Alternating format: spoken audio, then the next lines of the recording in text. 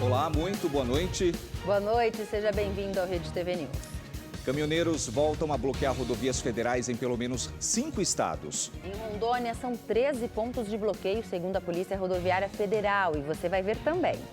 Durante encontro com a comunidade brasileira em Portugal, o presidente eleito Luiz Inácio Lula da Silva afirma que vai governar o país com responsabilidade fiscal e que erradicar a fome é um dos objetivos do novo governo. Nós sabemos que nós temos que ter responsabilidade fiscal. Nós sabemos que a gente não pode gastar mais do que a gente ganha. Força Aérea Brasileira vai investigar o assassinato de um militar dentro do Ministério da Defesa em Brasília. O caso aconteceu na manhã de hoje. O presidente eleito, Luiz Inácio Lula da Silva, já está de volta ao Brasil depois de uma viagem bilateral em Portugal. No último compromisso oficial em Lisboa, Lula se encontrou com a comunidade brasileira. Alisson Negrini tem as informações. Luiz Inácio Lula da Silva foi recebido em um auditório do Instituto Universitário de Lisboa por membros de coletivos, organizações sociais e brasileiros que vivem em Portugal. Ao lado de Lula estavam a futura primeira-dama, a socióloga Rosângela da Silva, a Janja, e o ex-ministro e ex-prefeito de São Paulo, Fernando Haddad. No discurso, Lula disse que vai governar o Brasil com responsabilidade fiscal. Nós sabemos que nós temos que ter responsabilidade fiscal. Nós sabemos que a gente não pode gastar mais do que a gente ganha. Mas nós sabemos também que a gente pode gastar para fazer alguma coisa que tenha rentabilidade para fazer o país crescer, melhorar do ponto de vista logístico, melhorar do ponto de vista da sua competitividade. O presidente eleito também falou sobre miséria e disse que acabar com a fome é um dos principais objetivos do governo dele. O que não é possível aceitar é que um país que é o terceiro maior produtor de alimento do planeta Terra, um país que é o maior produtor de proteína animal do mundo, que nesse país as pessoas se dirigem no açougue para pegar um osso para comer, ou para a pessoa procurar carcaça de frango. O que não é possível é você ter 33 milhões de pessoas que não comem, que não almoçam, ou que não jantam, e que muitos vivem mendigando um pedaço de comida no lixo das grandes metrópoles brasileiras. Portugal tem atualmente cerca de 250 mil residentes brasileiros, a maior comunidade de imigrantes do país. Lula disse que espera de volta quem deixou o Brasil por causa da falta de oportunidades. Eu espero que vocês que estão estudando, ou vocês que vieram para cá à procura de uma oportunidade, à procura de um trabalho, eu espero que a gente consiga fazer o nosso país crescer, o nosso país gerar oportunidade de empregos, o nosso país gerar oportunidade de educação, o nosso país voltar a apresentar para a juventude a esperança de que um outro mundo é possível, de que as pessoas podem viver com decência, com dignidade. E eu espero que vocês comecem a voltar para o Brasil orgulhosamente. A conversa com os brasileiros foi o último encontro oficial de Lula em Lisboa, que retornou ao Brasil neste sábado. Na sexta-feira, o presidente eleito participou de 2 reuniões bilaterais, com o presidente de Portugal, Marcelo Rebelo de Sousa, e com o primeiro-ministro português, António Costa. Lula afirmou que esta foi a primeira visita de muitas ao país luso durante o novo mandato. O PL, o Partido Liberal, vai pedir ao Tribunal Superior Eleitoral que desconsidere os votos de urnas antigas utilizadas nas eleições deste ano. O anúncio foi feito pelo presidente do partido, Valdemar Costa Neto. A legenda pretende entrar com uma ação no TSE, pedindo que a corte desconsidere os votos de urnas eletrônicas fabricadas antes de 2020. O pedido tem como base um levantamento feito pelo partido que questiona a identificação e o controle dos equipamentos. A ação deve ser apresentada até a próxima terça-feira. Tem umas urnas que têm que ser revistas e nós vamos aí propor para o Tribunal Superior Eleitoral já na terça-feira, até terça-feira, essa nossa nova proposta. Pelo estudo que nós fizemos, tem várias urnas que não podem ser consideradas. São as urnas de 2020 para baixo, são as urnas antigas. Todas elas têm o mesmo número. Não tem patrimônio, não tem como controlar a urna. Você vai checar a urna antes da eleição, são todas com o mesmo número. Nós procuramos o Tribunal Superior Eleitoral para comentar as alegações do Partido Liberal, mas não tivemos retorno. Caminhoneiros voltaram a bloquear rodovias federais pelo país. De acordo com a Polícia Rodoviária Federal, há 32 pontos de bloqueio. O repórter Igor Damasceno está ao vivo em Brasília e acompanha as movimentações, né, Igor? Boa noite para você.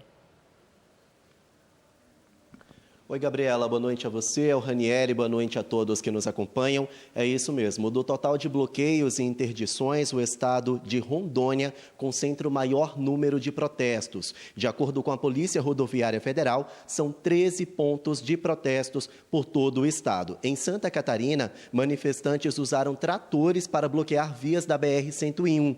Ainda de acordo com a corporação, a via já está totalmente liberada. Só que Rio de Janeiro, Pará e Mato Grosso também registraram protestos de caminhoneiros que ainda não foram resolvidos. Desta vez, eles protestam contra as multas que foram aplicadas nas primeiras semanas das interdições pela PRF. A corporação aplicou mais de 18 milhões de reais de multas em interdições. Os manifestantes também não concordam com o resultado das urnas eletrônicas que elegeram Luiz Inácio Lula da Silva como próximo presidente do país. Já em Ariquemes, no interior de Rondônia, houve confronto entre a PRF e manifestantes. Vamos ver.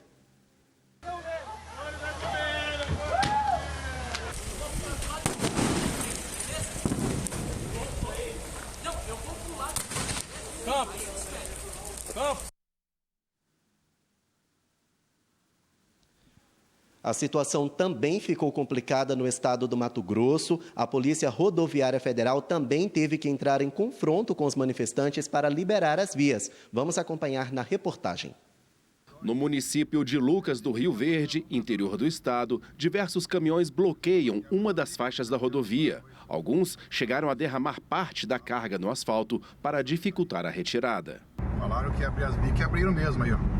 E a fila está enorme aqui de caminhão parado. Em outro município de Mato Grosso, em Sorriso, local considerado o maior produtor de soja do mundo, manifestantes acampados na beira da estrada interrompem o trânsito de 15 em 15 minutos. Ignorância não resolve nada. Esse é o segundo movimento de bloqueio de rodovias desde o segundo turno das eleições. Igor, obrigado aí pelas suas informações. O ministro do Supremo Tribunal Federal, Gilmar Mendes, negou um pedido de habeas corpus coletivo para os manifestantes que protestam contra o resultado das eleições em frente a quartéis do país. Os manifestantes queriam ter a garantia de não serem incomodados pela polícia em direito de reunião e também locomoção. Segundo o pedido, o salvo-conduto seria necessário para assegurar a liberdade de manifestação. A Procuradoria-Geral da República se manifestou contra a transferência do ex-deputado Roberto Jefferson do Complexo Penitenciário de Bangu 8, no Rio de Janeiro, para um hospital particular. A vice-procuradora da República, Lindora Araújo, defendeu que a transferência só deve ser autorizada se o presídio não tiver estrutura para tratar o ex-deputado. Médicos de Jefferson alertam sobre o risco de trombose e colangite, que é uma inflamação das vias biliares. A PGR sugere que a Secretaria de Administração Penitenciária do Rio entregue um laudo que aponte a capacidade ou não do hospital penitenciário de tratar o paciente. Pois é, em uma outra decisão envolvendo Roberto Jefferson, a ministra Rosa Weber, presidente do Supremo Tribunal Federal, negou um pedido da defesa do ex-deputado que alegava a suspensão do ministro Alexandre de Moraes nos processos contra o ex-parlamentar. Segundo a defesa, Moraes não poderia atuar nas ações porque o ministro é parte vencedora de 2 pedidos de indenizações contra Roberto Jefferson. A Força Aérea Brasileira vai investigar o assassinato de um militar ocorrido hoje pela manhã dentro do Ministério da Defesa em Brasília. Segundo informações, eles brigaram por causa da troca de turno. Durante a confusão, Felipe de Carvalho Salles, de 19 anos, sacou uma pistola e atirou em Cauã Jesus de Cunha Duarte, também de 19. Em nota, o Ministério da Defesa lamentou o incidente e informou que acompanha a investigação. A Justiça do Rio de Janeiro mandou soltar Elaine Lessa, mulher do policial reformado Rony Lessa, acusado de matar a vereadora Marielle Franco e também o motorista Anderson Gomes. Elaine foi presa em julho do ano passado por tráfico internacional de armas. Ela terá que cumprir medidas cautelares, como não sair da cidade por mais de 48 horas sem autorização judicial. Além disso, está proibida de manter contatos com outros réus e deve comparecer em juízo todo mês. O ministro Gilmar Mendes, do Supremo Tribunal Federal, suspendeu a ação da Justiça Federal, que apura um esquema de corrupção e lavagem de dinheiro envolvendo integrantes da família Simonsen, que é fundadora da Fundação Getúlio Vargas. Além de suspender a ação, Gilmar Mendes criticou a Polícia Federal do Rio de Janeiro e mandou notificar as corregedorias do Conselho Nacional de Justiça e do Conselho Nacional do Ministério Público. Segundo ele, a PF do Rio descumpriu decisões do STF em relação à competência da Operação Lava Jato do Rio, por parte de juízes e procuradores. Ele ainda determinou que a investigação vá para a Justiça Estadual do Rio. Na quinta-feira, a Polícia Federal cumpriu 29 mandados de busca e apreensão contra membros da família Simonsen e a FGV, no Rio de Janeiro e em São Paulo. A investigação começou a partir da delação de Carlos Miranda, braço direito do ex-governador do Rio, Sérgio Cabral.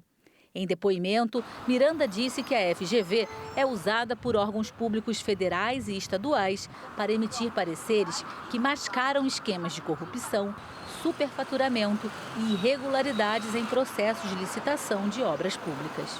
Faltando algumas horas para o início da tão aguardada Copa do Mundo do Catar, os torcedores de Belo Horizonte ganharam uma atração gratuita para conhecer um pouco mais a história e curiosidades da competição.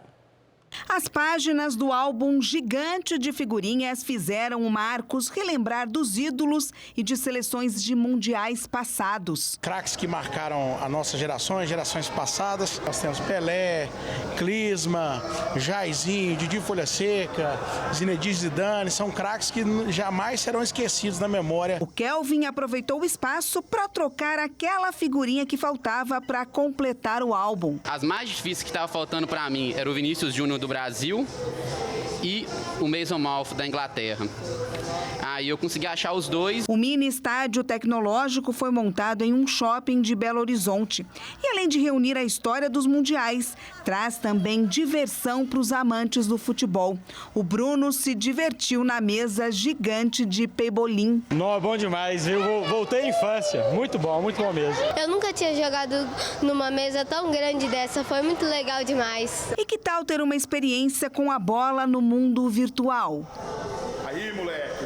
É bem realista, assim, você fica vendo tudo, assim, é muito da hora. A partir de amanhã, 32 seleções entram em campo lá no Catar em busca do título da Copa do Mundo.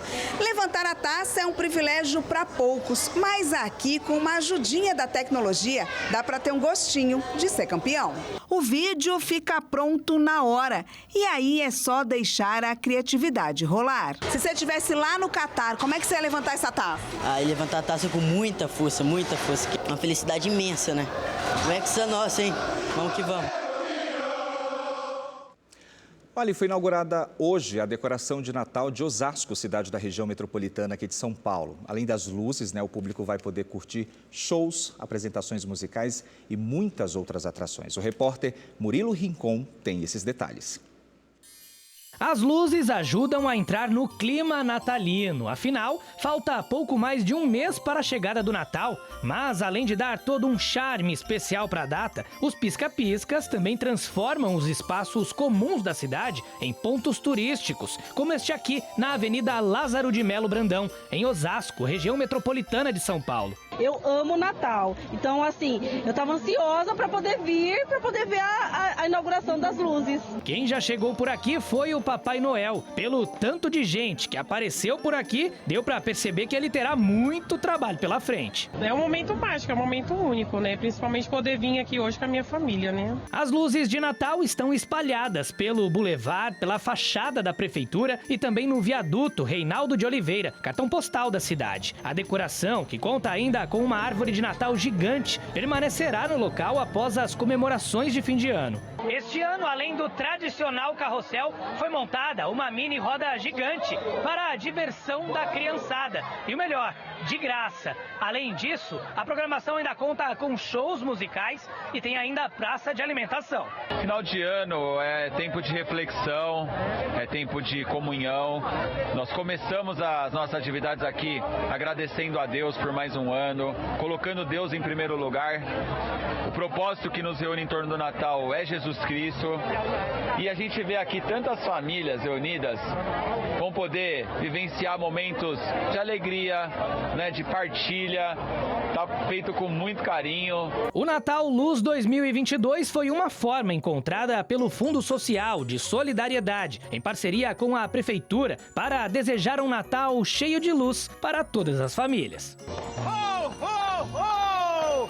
Tá chegando o Natal! Que legal, né? O importante é não perder essa tradição, né? Esse clima natalino, né, Gabi? Ah, eu adoro o Natal, essa época de festa, de alegria, meu aniversário. Tá Ih, coisa boa. Olha, o Rede TV News vai ficando por aqui. Boa noite para você, excelente fim de semana. Uma ótima noite e a gente volta a se ver segunda-feira. Até lá, tchau, tchau.